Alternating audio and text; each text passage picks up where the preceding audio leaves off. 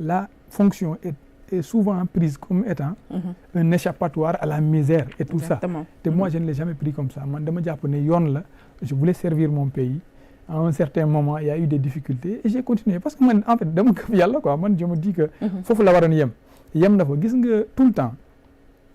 on se base trop sur le droit dans ce qu'on fait. Lu ñuy def tout le temps dañuy fàtte ne ay jullit lañ. Mais gis nga situation boo mënta dund. boo ko yóbbee sur le plan de la religion rek day yomb tout le temps da ngay xool aussi yow ñi nga nekkandoo woon tu regardes la misère qu'il y a autour ce que les gens vivent ñi nga màggandoo ñi nga jàngandoo vraiment ce pourcentage mu ndaw boo xam ne dañoo dem réussir donc loolu yëpp boo ko xoolee da ngay xam ne yow da nga sant yàlla. Alors l'affaire Sweet Beauté aussi dafa nekk dossier boo xamante ne mun naa wax ne dafa tenir en haleine les Sénégalais ba léegi mu nekk l'une des pages les plus importantes de l'histoire du Sénégal sur le plan politique mais avec recul bu ñu defee est-ce que amoo ay regrets ak li ci xew yëpp ñi ci ñàkk seen bakkan ak yëf yi fu mu mujjee ba ñu demee ca tribunal est-ce que amoo ay regrets? Non, sincèrement en fait j'ai pas de regrets en tant que moi. Par exemple les actes que j'ai posés tey man actes yi ma posé xam nga si on parle de regrets on peut dire que peut-être si c'était à refaire est-ce que tu aurais refait la même chose? Oui, j'aurais fait la même chose en fait comme je l'ai parce que moi je pense que c'était la bonne manière de le faire parce que boo xoolee man li ma si def arrangé wu ma mais man jàpp naa ne c'est ce qui a arrangé le Sénégal. Donc j'ai fait ce qui a arrangé le Sénégal mais sur les regrets peut-être ce qui s'est passé man jàpp naa ne les autorités n'auraient pas waruñu woon bàyyi ñu yegg fii gis nga am na ay dëkk yoo xam ne dañuy amnistier nit boo xam ne dafa rey ay milliers de personnes juste pour que ñu nekk dans la paix. De réconciliation nationale. Voilà kon am na situation fu muy toll jarul ñu jiital ay orgueil ay affaires personnelles gis nga fii lépp ay jeex quoi man je pense. Donc la paix nationale mooy la paix moo gën lu ne c'est-à-dire moo gën ça jël un délinquant boo xam ne dafa rey ay milliers de nit vous comprenez c'est-à-dire la justice pour moi il faut la rendre mais il faut rendre la justice de telle sorte que qu'il n'y ait pas d'injustice mais tey il y a beaucoup de matériel qui a été détruit xam nga loolu ngay xalaat am na Sénégalais yoo xam ne peut-être qu'ils ont travaillé ay 10 ans pour mën a dem tabax benn boutique un jour gars yi ñëw ñu lakk ko et tout ça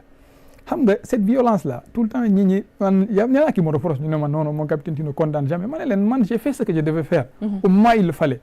je suis sorti j'ai dit aux gens arrêtez je suis allé à la télé moi j'ai donné mon travail pour dire voilà ce qui s'est passé lii jarul ñuy vous comprenez donc da nga ko jëloon comme dossier bu simple non pour moi c'est comme les autres moi en fait ça c'est le minimum en fait pour ceux qui me connaissent donc je me suis dit que bu fekkee lu toll nii mun na lakk un pays qui a été en paix depuis plus de 1000 ans vraiment il faut le dire après mu jeex ñu yem fa y a pas de souci moi est-ce que da nga xalaat ni l'affaire Sweet Beauté moo nekk bokk na ci lu tax Sénégal jamono ji mu nekk ci guute gi mais boo xoolee loolu la parce que y a eu beaucoup de tension sociale politique bi ñuy dund tension l'affaire Sweet Beauté moom moo résulté ci loolu bokk na si en fait parce que y a eu beaucoup d'injustice xam nga problème bi c'était entre deux personnes mais xam nga nit day dem ba moo par exemple tey ma jox la exemple président Macky Sall rek tey Macky Sall bu wàccoon pouvoir nga jàpp ko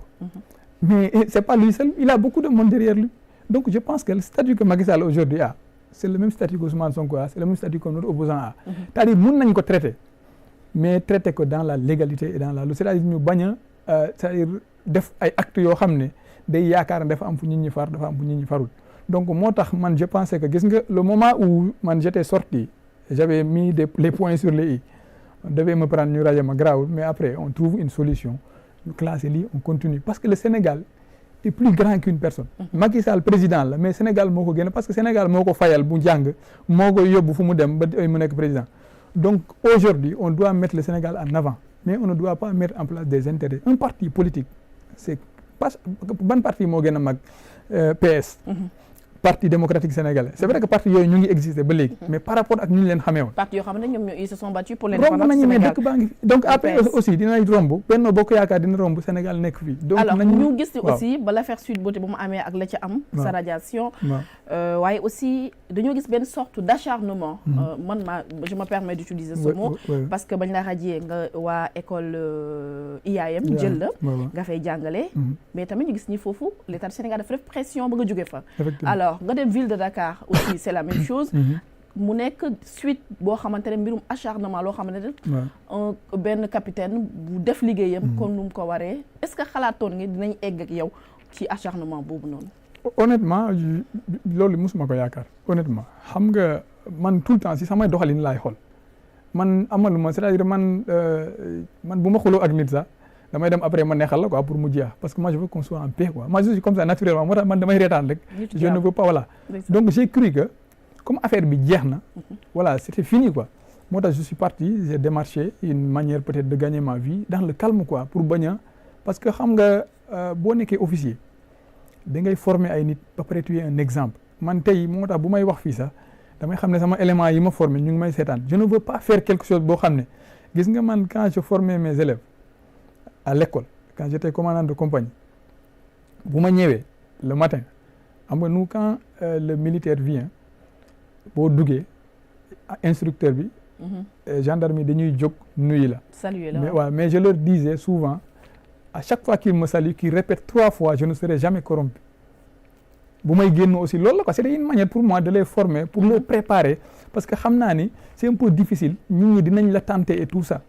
donc man mënuma jàngal ñooñu loolu ba pare tey ñëw fii di jël beneen comportement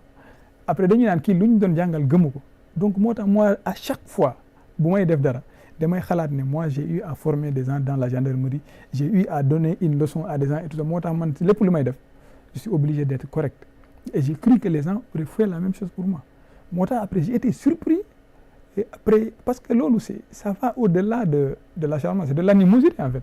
parce que boo nekkee si dëkk boo xam ne foofu nga jànge nga màggee fa nga dem tu sers 10 ans ton pays mais xam nga même le criminel boo ko demoon il est condamné à mort dañ ko war a exécuter dans le respect des lois waxuma la koo xam ne il était officier on l'a juste radié on a appliqué la loi je pense que si bu fekkoon ne sanction la vraiment j'ai assez subi quoi comme on m'a radié loo xam ne man loolu laa jëloon comme moyen de service ñu ma radié loolu je pense que ça suffit comme sanction mais ñu xam nga c'est ça qui fait croire que dans ce dossier là c'était pas un dossier anodin quoi c'était pas deux citoyens parce que boo demee ba ñu radié la gendarmerie ñu continuer encore topp la sa école nga dem encore mairie de Dakar ñu topp la juste parce que vous avez fait votre travail donc da ngay xam ne après ce n'était pas une affaire voilà man moo tax mais moom affaire bu anodin comme ni nga ko jëlee comme yeneen dossier moo tax te di fàttali di loolu dinañ ci waxaat ni loolu nekkul sa premier dossier yi am nga dossier yu gën a yooyu suñuy investigation dinañ ci duggaat waaye aussi tamit il faut ñu jéem a xam kan mooy Seydina Omar Touré fan nga juddoo fan nga jàngee ñan ñooy say waajur ak ban région xam nañ ne Kolda nga jógee doomu pël nga waaw Seydina Omar Touré maanaam waaw Seydina Omar Touré en fait man Saint-Louis laa juddu mais Kolda laa màggee si sama maam mais si sama man je n'ai jamais souffert nag man sama àdduna musuma sonn quoi xam nga màgg village ak sonn du benn waaw man ay à peut-être 15 ans wala même 12 ans commencé naa di dem di sàmmi mais c'était un plaisir quoi xam nga un peu avoir du bétail c'est ça la richesse pël ak ay nag moom voilà loolu kon lu mën a soos ak bëgg effectivement moo tax dama teel a xam affaire village et tout ça mais au-delà de ça